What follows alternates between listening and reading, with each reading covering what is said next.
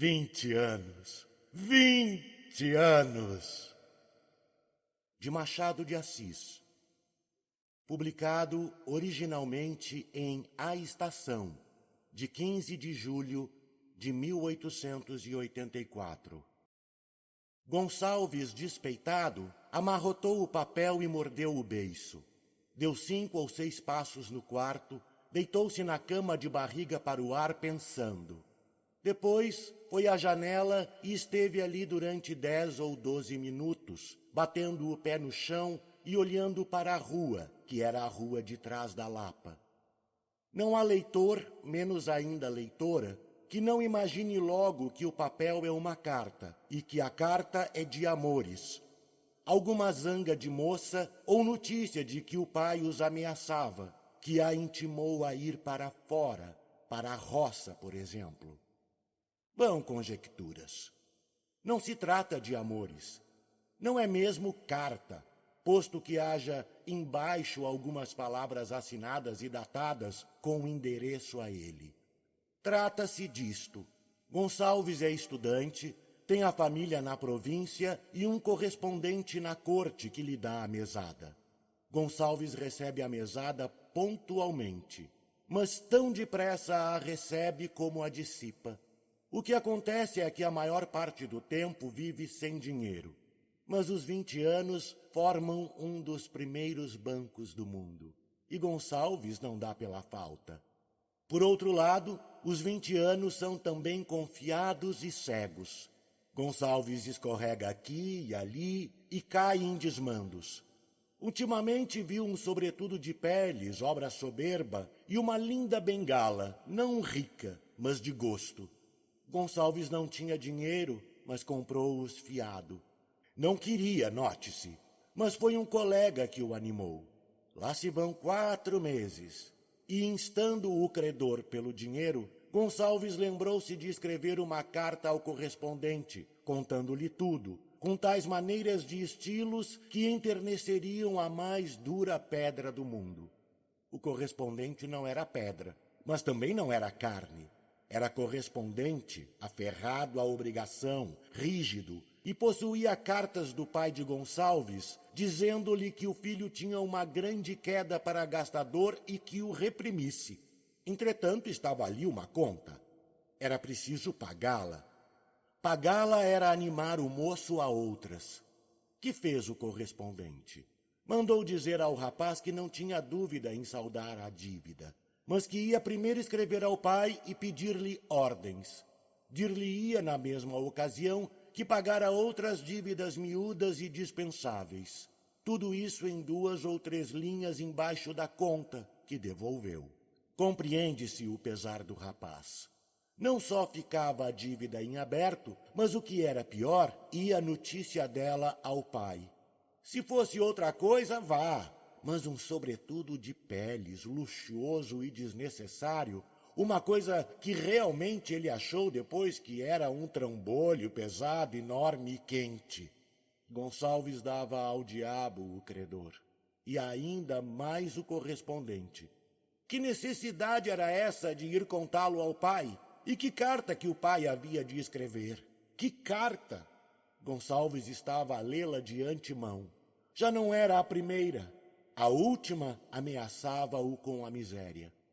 Depois de dizer o diabo do correspondente, de fazer e desfazer 1000 planos, Gonçalves assentou no que lhe pareceu melhor, que era ir à casa dele, na Rua do Hospício, descompô-lo, armado de bengala, e dar-lhe com ela, se ele replicasse alguma coisa. Era sumário, enérgico, um tanto fácil, e, segundo lhe dizia o coração, útil aos séculos. Deixa estar, Patife, quebro-te a cara. E trêmulo, agitado, vestiu-se às carreiras, chegando ao extremo de não pôr a gravata. Mas lembrou-se dela na escada, voltou ao quarto e atou-a ao pescoço. Bradiu no ar a bengala para ver se estava boa. Estava. Parece que deu 3 ou 4 pancadas nas cadeiras e no chão, o que lhe mereceu não sei que palavra de um vizinho irritadiço. Afinal saiu. Não, Patife, Não, Patife, não me pregas outra. Eram os 20 anos que irrompiam cálidos, férvidos, incapazes de engolir a afronta e dissimular. Gonçalves foi por ali fora, Rua do Passeio, Rua da Ajuda, Rua dos Ourives, até a Rua do Ouvidor. Depois lembrou-se que a casa do correspondente, na Rua do Hospício, ficava entre as de Uruguaiana e dos Andradas.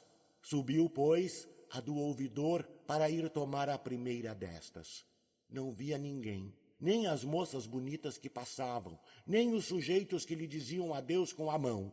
Ia andando à maneira de touro. Antes de chegar à Rua de Uruguaiana, alguém chamou por ele. Gonçalves! Gonçalves! Não ouviu e foi andando. A voz era de dentro de um café. O dono dela veio à porta, chamou outra vez, depois saiu à rua e pegou-o pelo ombro. Onde vais? Já volto. Vem cá primeiro. E tomando-lhe o braço, voltou para o café, onde estavam mais 3 rapazes a uma mesa. Eram colegas dele, todos da mesma idade. Perguntaram-lhe onde ia. Gonçalves respondeu que ia castigar um pelintra, donde os 4 colegas concluíram que não se tratava de nenhum crime público, inconfidência ou sacrilégio, mas de algum credor ou rival. Um deles chegou mesmo a dizer que deixasse o Brito em paz. — Que Brito? — perguntou o Gonçalves. — Que Brito? O preferido. O tal, o dos bigodes, não te lembras? Não te lembras mais da Chiquinha Coelho? Gonçalves deu os ombros e pediu uma xícara de café. Tratava-se nem da Chiquinha Coelho, nem do Brito. A coisa muito séria. Veio o café, fez um cigarro, enquanto um dos colegas confessava que a tal Chiquinha era a pequena mais bonita que tinha visto desde que chegara. Gonçalves não disse nada. Entrou a fumar e a beber o café aos goles curtos e demorados. Tinha os olhos na rua. No meio da conversa dos outros, declarou que efetivamente a pequena era bonita, mas não era a mais bonita. E citou outras, 5 ou 6. Uns concordaram em absoluto, outros em parte. Alguns discordaram inteiramente. Nenhuma das moças citadas valia a Chiquinha Coelho. Debate longo, análise de belezas. — Mais café, disse Gonçalves. — Não quer conhaque? — Traga. — Não. Está bom, traga. Vieram ambas as coisas. Uma das belezas citadas passou justamente na rua de braço com o pai, deputado. Daqui, um prolongamento de debate com desvio para a política. O pai estava prestes a ser ministro. E o Gonçalves, genro de ministro. — Deixa de graças, redarguiu Gonçalves. — Que tinha? Não gosto de graças. Eu, genro? Demais vocês não sabem as minhas opiniões políticas. Há um abismo entre nós. Sou radical. Sim, mas os radicais também se casam, observou um. Com as radicais, emendou o outro. Justo, com as radicais. Mas você não sabe se ela é radical. Ora bolas, o café está frio, exclamou Gonçalves. Olhe lá, outro café. Tens um cigarro? Mas então parece a vocês que eu chegue a ser genro dele? Ora, que caçoada! Vocês nunca leram Aristóteles? Não, nem eu. Deve ser um bom autor. Excelente, insistiu Gonçalves. Olha, amigo, tu lembras-te daquele sujeito que uma vez quis ir ao baile de máscaras e nós lhe pusemos um chapéu dizendo que era de Aristóteles? E contou a anedota, que na verdade era alegre e estúrdia. Todos riram, começando por ele, que dava umas gargalhadas sacudidas e longas, muito longas. Veio o café, que era quente, mas pouco. Pediu terceira xícara e outro cigarro. Um dos colegas contou então um caso análogo, e como falasse de passagem em Wagner, conversaram da revolução que o Wagner estava fazendo na Europa. Daí passaram naturalmente à ciência moderna. Veio Darwin, veio Spencer, veio Bichner, veio Molescott, veio tudo. Nota séria, nota graciosa, uma grave, outra aguda, e café, cigarro, troça, alegria geral, até que um relógio o surpreendeu batendo 5 horas. 5 horas! Exclamaram 2 ou 3. No meu estômago são 7. ponderou um dos outros.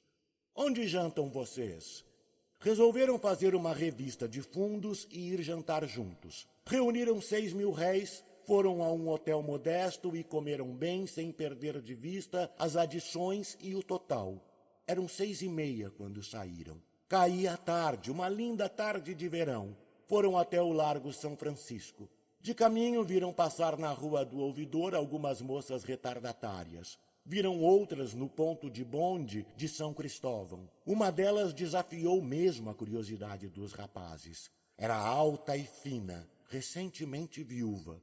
Gonçalves achou que era muito parecida com a Chiquinha Coelho. Os outros divergiram. Parecida ou não, Gonçalves ficou entusiasmado. Propôs irem todos no bonde em que ela fosse. Os outros ouviram rindo. Nisto, a noite foi chegando. Eles tornaram à Rua do Ouvidor. Às 7:30 caminharam para um teatro, não para ver o espetáculo, tinham apenas cigarros e níqueis no bolso, mas para ver entrar as senhoras.